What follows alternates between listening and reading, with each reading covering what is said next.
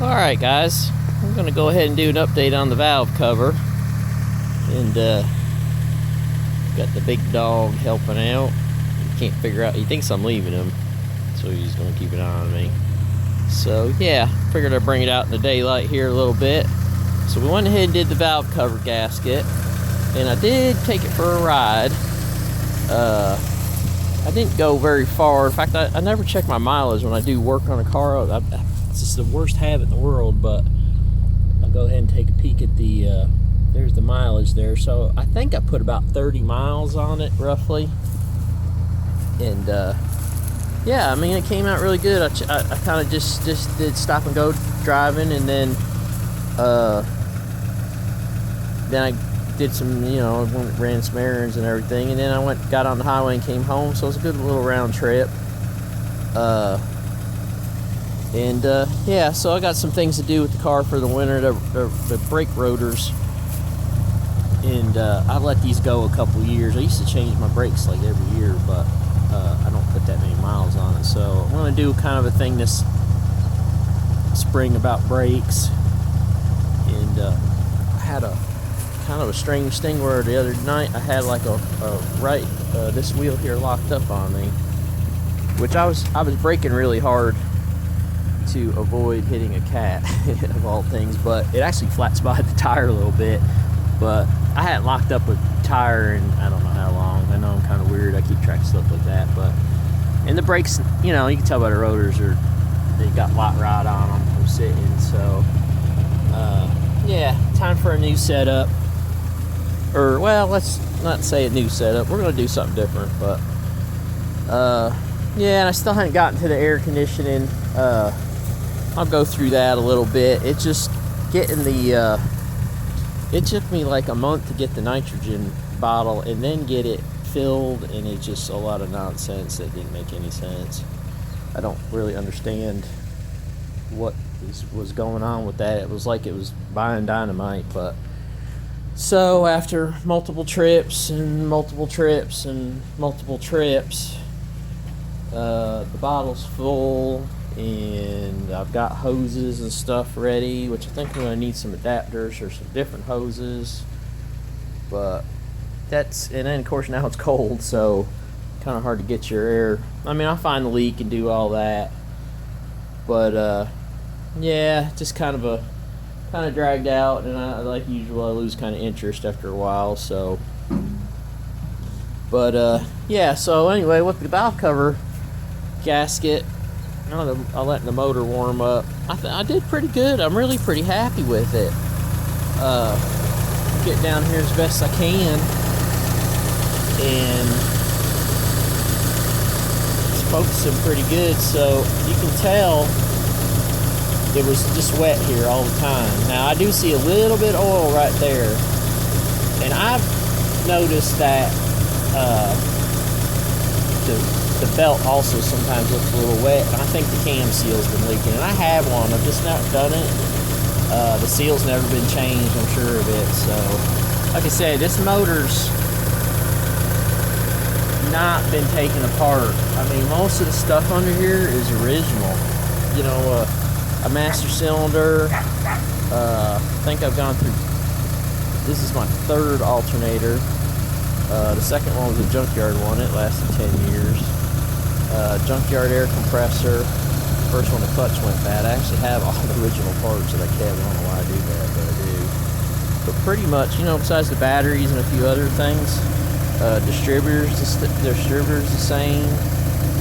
That's probably only really the second coil. I'm going to do another story on the coil because I think they're selling the coils with the wrong specs. But we'll go into that sometime. Yeah, I mean, got a lot of original stuff on here. It's pretty funny.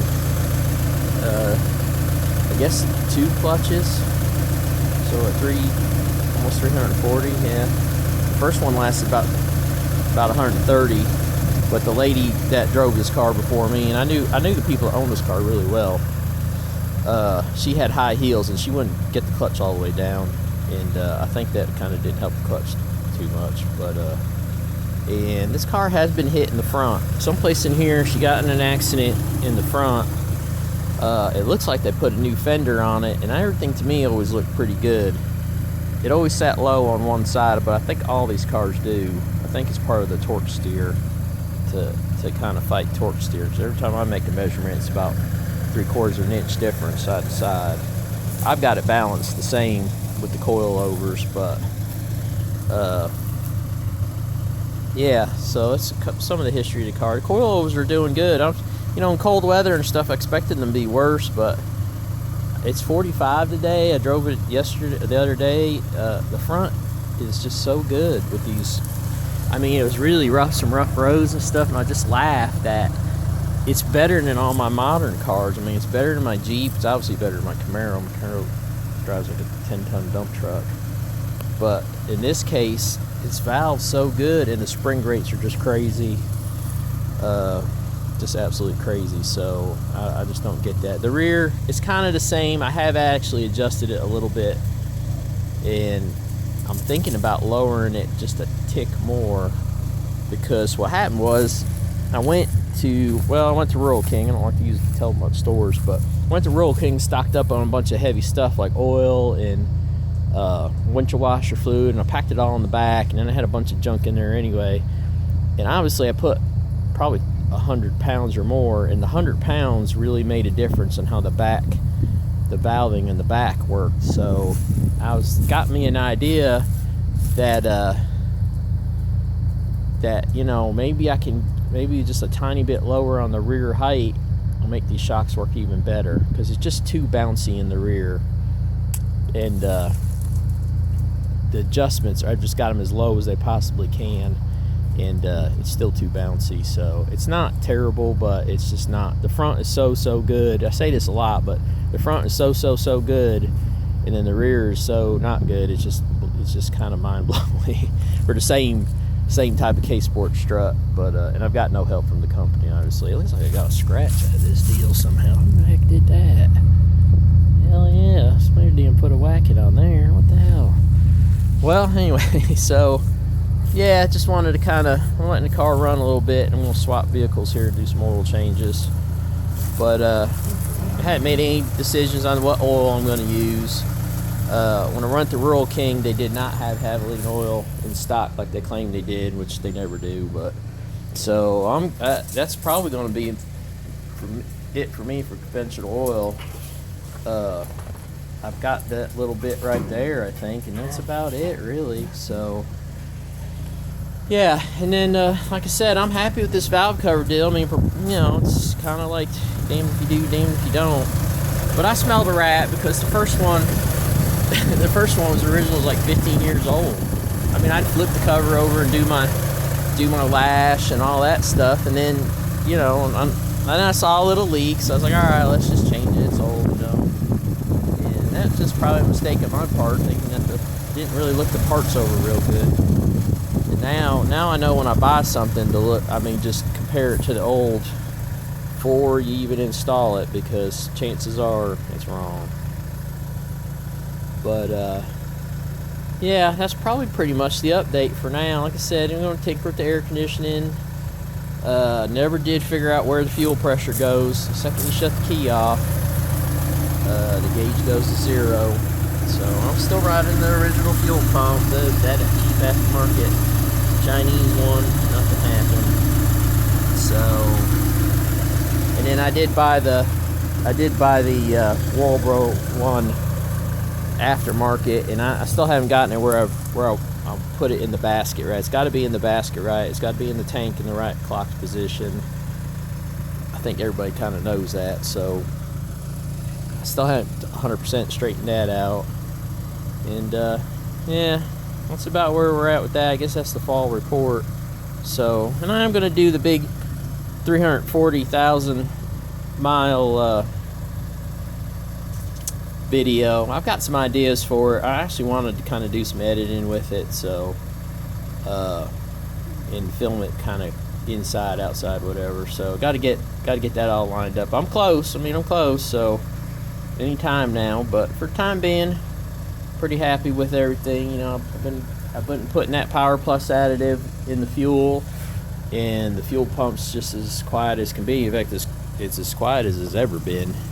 And I've had this car obviously since, like I said, 1995, and probably won't be able to hear it in there or back there, but there's absolutely no sound to it. Where I'd gotten where I could hear it pretty much running, even over the sound of the exhaust, which has got holes in it now.